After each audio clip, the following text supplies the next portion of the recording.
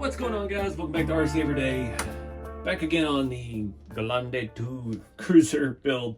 So last video we got the front axle flip-flopped, torn apart, rebuilt it. We've got it sitting low. We've got a TF2 cross member which still hangs down pretty low. I was looking at that. I've got a Bauhaus skid plate which tucks it up, but that's going to be a whole another issue. There's sussing out the steering here. Pull these body mounts off. We don't have the room to tuck the transfer case up anymore. See, we're hitting the transfer case on the gear and the housing still, even with the diff on the right side. So we're just gonna have to rock that boat anchor for the time being till we figure out a better solution. I got a motor and ESC ready to go in this thing. I've got a Fusion SE, not my favorite. I prefer the Pro. The Pro has way more tunability. I did have to cut a screw out of this after trying to remove it from the last rig, but the SE is still nice. It's a 2-in-1, so that's all we got. We got a plug and a button, and we don't have an ESC to hide anywhere. Got one of my favorite servos, the RC4wd HD V2. I used to run the 444s and everything, and I think he's actually done away with those now. 422 HD is just a way better all-around thing. I don't know about any of the programmability. It says it's fully programmable, but not done any of that stuff. But I just like these. They work, they're smooth, they're quiet, and they're cheaper than the 444s were. So we're gonna get this stuff bolted in. I'm trying to figure out which way to orient the servo. If you remember from all the millions of videos I've done on TF2s and all of the like of that, usually add some spacers in here to raise the servo up just a little bit. The truck I pulled this off of, I had some pretty massive spacers, so I don't think we have room for all that. We don't really need it on this. Luckily, this new Yoda 2 has the dual-sided steering link set up, so we've got our crossbar in the back, and that is all working and jiving just fine. So our front link, we're going to use the factory one that we built with the kit. We're going to hook to the driver's side and come over here to the passenger side, and I think we're going to orient it that way with the slightly angled to the front. Depending on how high we raise it, we want to make sure it's not going to hit the chassis rail. So it looks like we could actually go about 5 or 6 millimeter without having any issues, because this thing will get down. Right about there, we're just about hitting, I don't know yet, motor clearance. We're going to get all that installed and go from there on that. So trying to get this thing down low. I really do hate having to use that transfer case mount, but it is what it is. Like I said, the Bauhaus one and all the other ones, you tilt that side up, and we can't really come up on this. Right now we are basically parallel from the output to the front diff. So if we come up any higher, it's immediately going to hit our transmission and cause us headaches down the road. Now, the transfer case itself is not in a bad spot. Transfer case is, the bottom of it's about right there. So we've got about 6 millimeter of support, strength, shielding, whatever you want to call it, but it just sticks down so low. I don't know. So somebody was commenting about a lift kit for the transmission, but there's probably plenty of room underneath this body, because this body is a little bit larger than like our Yodas and our square bodies and things. One thing I did not like about this kit originally was it's a slightly larger scale. It just doesn't kind of go with the rest of the trucks, but yeah, we're gonna make it work and get this stuff installed. So I think I'm gonna shoot for let's start with 4 millimeters. I don't think we really need that much. Put some 4mm spacers in here and get our motor and pinion set, and then we'll go from there. I wanted to show this a little closer. I don't know that I've really done good with that in other videos, but usually I do this. I got some 4mm spacers. I'm gonna set the servo on that, bolt it down through the mount, just kind of lifting everything from the bottom. When you do the axle under and stuff like that, it's kind of mandatory. So I'm looking at our front shock mounts right now. It looks like everything will work. We've run some 80s up front. Out back's gonna be a different story. The shock mounts are all in the wrong place, and our 80s are definitely gonna be out of the question. But anyways, I just want to show that I gotta find some screws that will fit this. Luckily this came out of a TF2, so it's already all in the right spot as far as the wiring goes. I think I've got one that'll fit here. I was laughing, I got a comment. I told everybody in this video series you get to watch me mispronounce Grande 2 over and over and over. And then I had someone try to correct my pronunciation of aluminum. I was like, well, you show me where that other I is and we'll discuss it. But until now, I don't really see one in there. It's not aluminium. But anyways, found some other screws here. We've already misplaced some of the spacers. It's not the cleanest way to do it, but it works. We can come back and straighten this thing once we get all 4 of them started. That one fell off the back, but the other truck that this was on actually had 9mm spacers in. That was on a Blazer. And yeah, that was really taking up some space. Where'd that go? There it is. And this is all aluminium. This is going to take some work. All right, got that in. That fits very nicely underneath the leaf spring. Hits the chassis just a hair before our diff, but honestly we're already on the gear, so I'm not worried about it. That's about all we're going to get, and I think that's plenty because, like I said, the sit's pretty low. I put it in the second hole back on that. That's a stock RC4 drive servo horn. They've started putting aluminum on them, and yeah, no wapples with that. We'll just use it. We could throw a spacer under that, but I don't think it's really necessary. Our steering's just slightly off-centered, and that's kind of that's the stock rod and everything. So yeah, feel pretty good about that. I think now I gotta stick that button somewhere. Not sure I'm ready to do that because I don't remember what the underside of this body situation is once we get the floor and everything in. So we might just kind of leave that loose for now. So let's take a look at the shocks. Like I said, I wanted to run the Boom Racing Kudu 80mm shocks all around. They're a fantastic shock. We don't need the coilovers that came with the kit because we got springs. We don't need more springs. 2 springs don't make a shock. So we're gonna just do that up front. Out back, I still don't have a clue. It's gonna take some experimenting, going through parts bins and seeing if we could piece together a 60mm something or another. I don't like the position of the stock shock hoop. You can see it's awfully far forward of the axle, and I want to keep as much of that down travel as we can possibly get because that's what looks cool on these bodies that we've seen with the Boom truck. When that thing can just, if I can get this on there, just stuffs all that tire up in the wheel arch. But you get the picture. So let's get a set of those 80s and start mocking them up front, and then we'll worry about the back when we get there.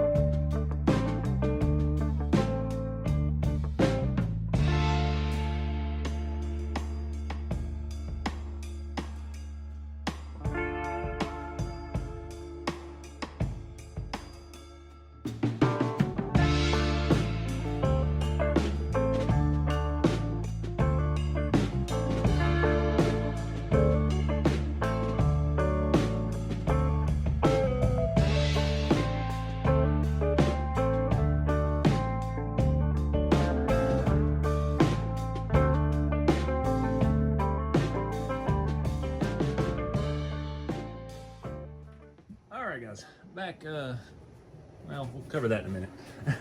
Started painting. Went ahead and got some primer on everything. We finally got some good weather outside after my debacle with the blue Amigo body the other day.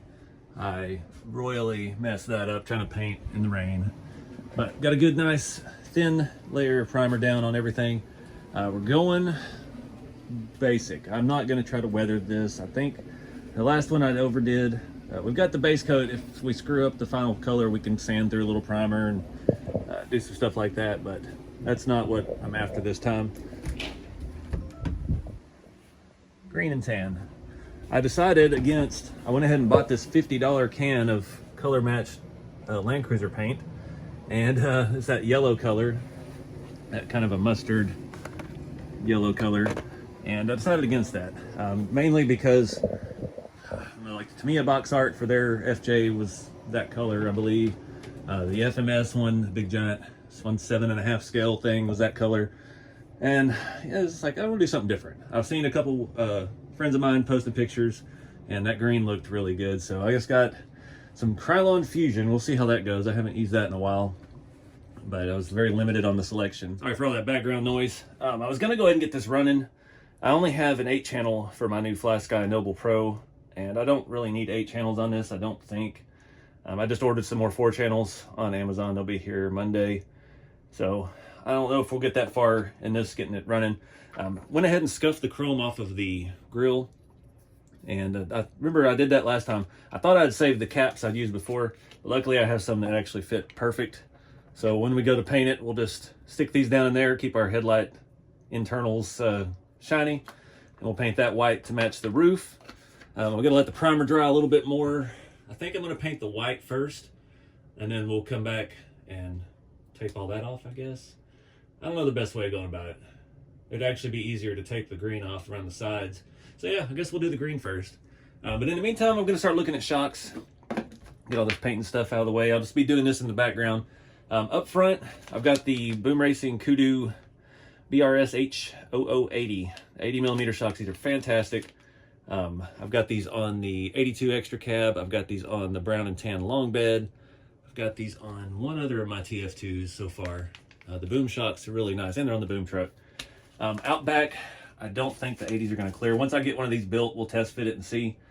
These are pretty simple to build. The piston and everything is already installed. All we have to do is press the ends together and fill it with oil, I think. Now we got to put the gaskets in the bottom. Why do they do that? We gotta take the end off. Anyway, get those put together. We'll test fit them on the back and keep moving forward. All right, so you wanna make sure you get your least absorbent towels when you're doing shocks, and you wanna do shocks while you're painting so you get oil all over your fingers. Pro tip, got these put together. They come with this nifty tool. This goes on from the back side once you get there. When you don't read the instructions and you put one in backwards, just turn the tool around and tighten the screw through, and it pops it back out. So this one has too much oil. I wanted to show you that. So this is how it should look. Full compression, goes back. That's why it has a little rubber O-ring on it. This one does not go all the way. So we've got a little too much in there. I did just finish off the Boom Racing 30 weight. I think I have some 20 weight we can put on the rear. It looks like from this point, 70s would be about perfect in the back. And I don't have any of these in 70s, so 80s will work. It's not ideal. I had some 70s, but I'm pretty sure they're on the Toyota. Well, it's still got a little too much. And it says in the Boom instructions on the kit how to do this, and that's where I've learned they don't want them full of fluid. You're gonna stress your seals, and the seals go in a very specific way. They're angled. There's 3 plastic rings and 2 rubber seals that all go in together. So these shocks come with a little QR code. Scan that on your phone picture app, and it will pull you up and tell you what you need to know.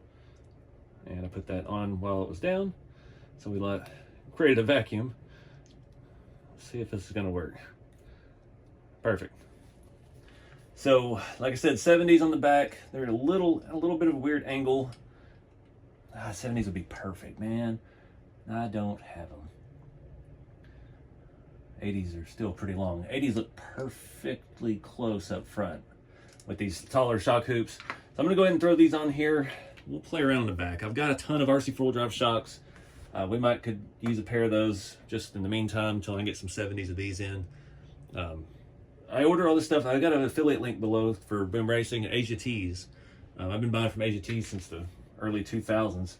and it helps the channel out if you go through that link. They have a lot of stuff in the US warehouse right now because of the whole tariff deal, so you might be able to find everything you need. I just bought a bunch of tires. They were in stock United States, got them in 4 days. So these shocks I need to go check right now before y'all go running by. All right, went and curated the hardware necessary from the stock kit. So we've got that CC hand lower mount down here. It's a little bit of a reach. You got to snake it through. This actually works out fantastically around the steering setup on these new axles, these new knuckle designs. There's just barely enough clearance in there for the end of the shock, and the rod is right where the drag link is, and it just clears fantastic. So, and these are the perfect length. So I did go ahead and order. They had a bulk deal. They always got bulk deals through AGT. So I got 3 sets of shocks. I think they were on sale for 25 something a pair, and I got another $3 off for buying 3 pair. So we'll have them next time we need them. I'm using the stock RC4wd drive. This is that 3mm spacer up top. And we'll just use that top hole on these mounts. They have 2 different mounting holes. And our front should be dialed in. I would hate that I don't have those for this video. See how fast I paid for priority shipping, and they were shipping from the US warehouse. So like I said, the last thing I got is another set of these, few sets of these tires. So we're gonna be starting another build, and I hope some of y'all be excited about that one. But yeah, I needed 6 of these tires. You can imagine why someone would need 6 scale 70s, 80s style farm truck mud tires. We'll see if it works. You know how things go around here. So that feels good with just 1 leaf. We're getting a decent amount of flex. Of course, the back is flexing. I just can't believe how much clearance we have up here with all of this. This has been the best leaf under flip I've done so far since we got the axle switched around in the last video. Everything is just jobbing really nice. This is going better than it did on the 82, and that truck came with the leaf under. And part of that has to do with the setup on this truck. It's different, but I mean, we're basically the same transmission, same axles, just different mounts, slightly different wheelbase and all that. So feeling good about that. Like I said, these shocks actually work as shocks. They hold their oil. I hate that we didn't try out the new RC4wd drive ones that came with this kit, but that's, you know, I'm stuck in a thing there. Like I don't want to just build a stock kit. I want to build it my way. And it was a mental battle. I'm like, you know what? I'm just going to do what I want. I don't, you know, I want to build a scale truck out of this. I want to do the complete opposite that we did on the last one. The last one was pretty well stock, and we just did details with the body and stuff. So this time I really wanted to tackle the chassis and try to do something unique with it. So I think I'm going to go put some green on stuff. It's just about dry. And we'll see what we can do in the rest of this video.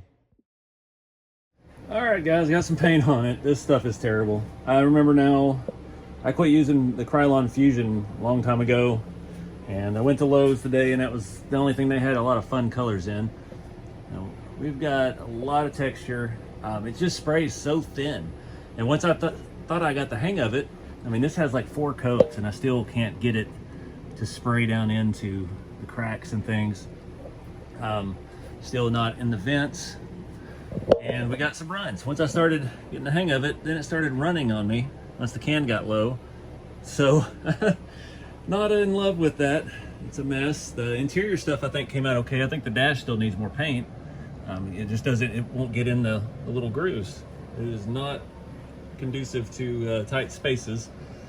So we're gonna let this dry for a little while, and I think I've got 2 cans of regular old Rust-Oleum gloss dark green. We may if we have to send out some of these runs, come back and hit this thing, because this is getting absolutely nowhere. I mean, it's not even the same shade on the inside. I mean, you get a little bit of difference, but that's 4 coats, and it just looks like absolute crap. And then you see that lime green looking edge where the primer didn't really get down in there that good.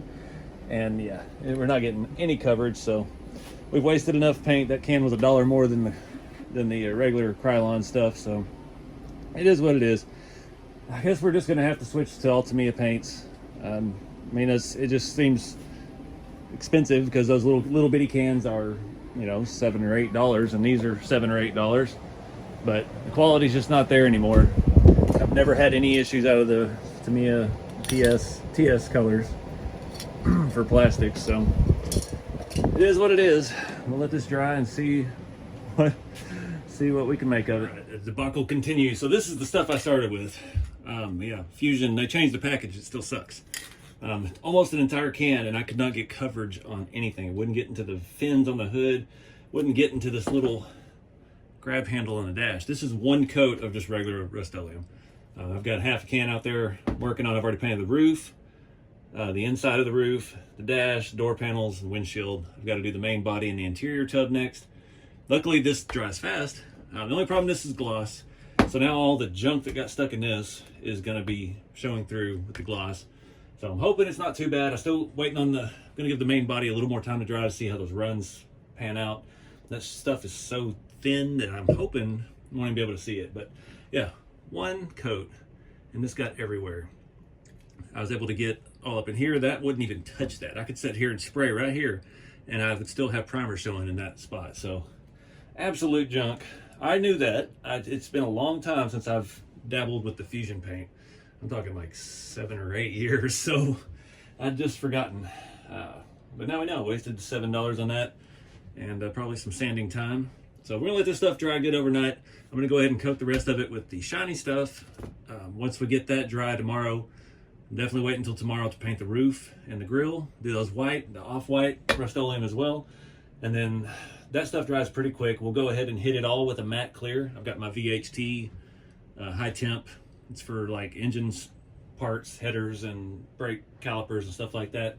It's a really good satin matte finish, and that'll dull this thing down. It'll help do away with a lot of the orange peel that we're getting. And a lot of that orange peel comes from the primer and probably that garbage that we sprayed on it first. But it is what it is. Like I said, this is going to be more of a driver. It's not, I'm not trying to do a patina. The paint keeps fighting me. We may end up there, but that satin, that matte clear gives us a nice dull coat over the whole thing. That's what we've done on the Boom Racing truck, the Working Man, the Scottsdale utility truck. That seals everything up, and then we can do rust streaks or black washes and things like that, and it doesn't eat down into this paint, which I'm sure that one is more susceptible to it because it's so thin and crappy. But this stuff will get eaten up by like the rust streaks stuff. It's very caustic, so that seals it off, and we can do other stuff with it later if we need to. Like I said, I really wanted something kind of normal, shiny. I was regretting doing the black wash all over the boom truck because after the first drive at that event, that thing got hammered dirty, and it seemed like too much weathering. But you know, there's some spots like the little tow hooks and stuff on the back of the body that it needed it. But yeah, I think less is more. That's what we're gonna keep trying to move towards.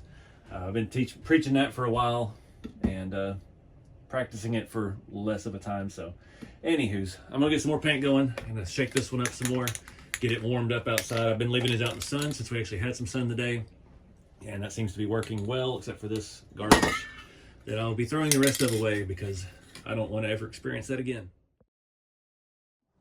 All right, guys, I got everything repainted. Used about a little over a can of the other stuff to cover this, and it covered so well. It even covered up some of the trash that got in the paint, that first layer. We still see our run a little bit on this driver's side or passenger side. Used to the Land Rover, calling this side the driver's side. The other side, I don't see the run that we had on the door, so I see a little bit. I think our satin coat will do with that, but we cannot touch this. I probably honestly got paint on the frame just from setting it up here for mock-up, but I needed a thumbnail to wrap this video up. I'm digging the stance, and I love these tires on here. Again, like I said, I can't wait till this is dry and we can really like mash on it and see what kind of flex we're getting. But it's a good stopping point. Like I said, we're waiting on the 4-channel receiver for the Fly Sky Noble radio, and I'm waiting on the 70mm rear shocks. We're going to paint the grill white, the roof white. We're going to matte clear the entire thing, and hopefully just rock it like it is. The interior and everything looks good. Obviously now it's going to be shiny, so that'll need dull coated as well. But I don't think I'm going to do anything crazy with the interior. I just want to paint some details on the dash and the buttons. Door panels have a lot of detail in them. I'll show you more of that in the next video, but I forgot to cut that piece out of the dash. Dang it. At least that'll all be hidden. So there's a little support in there I missed. But anyways, yeah, always trial and error here, guys. I know what everybody's going to say, and I fully understand that Tamiya paints are far superior. They spray with the coverage of this Rust-Oleum, but with the dry times and the light layers of the crappy stuff that we just threw away. So I know the errors of my ways, but I'm stuck in my ways for now. I've been using these junk spray cans from Walmart and Home Depot and Lowe's forever, and yeah, just not there yet. And I don't know about airbrushing. I've had a lot of people suggest I do start doing airbrushing, and I don't know. I don't have space for another facet of the hobby right now. Maybe one day, but we're not there today. So again, I'm trying to keep things on the channel the way you do it if you're just getting started, and yeah, help you overcome some of the common issues that we run into, which I'm still running into now. But I think it looks pretty good. I mean, there's a fair amount of trash and stuff. I'm painting outside. That's all I've ever done. I never did any fancy paint booth or anything like that. So yeah, my last house I painted on the corner of my porch and ruined my nice wood deck I built. So I'm outside painting on top of an old dog house behind my workshop right now. So I think the color's gonna look good. I'm not sure. The chrome wheels, I like the way those wheels look, and I like the way they fit these tires. I'm not sure how it's gonna work with the white grille and the white roof. Especially with no patina. So I don't know. We got see how it comes together, I guess. But yeah, I'm gonna wrap it up here. I'm gonna let this stuff dry probably for a good full 24 hours because I put on a pretty thick coat to cover that garbage that we sprayed first, and we want to give it plenty of time to dry before we mask off for the roof. Yeah, I don't need that to mess up.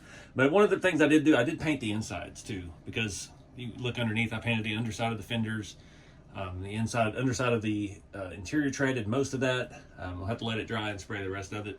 But it just, so when you flip the rig over, you can see a little bit of continuity. It looks like a floor pan, and mud will get stuck into it, and kind of add some scale realism to it. You don't want to just have that gray plastic showing. But anywho, I need to go outside and get some fresh air. There's way too many paint fumes in the shop. So until next time, guys, get out there and have some fun with the hobby. Don't be afraid to try stuff. You're gonna screw up. I screw up every day. It's just how it goes. We overcome it, and we make some cool stuff. So see y'all in the next one. Peace.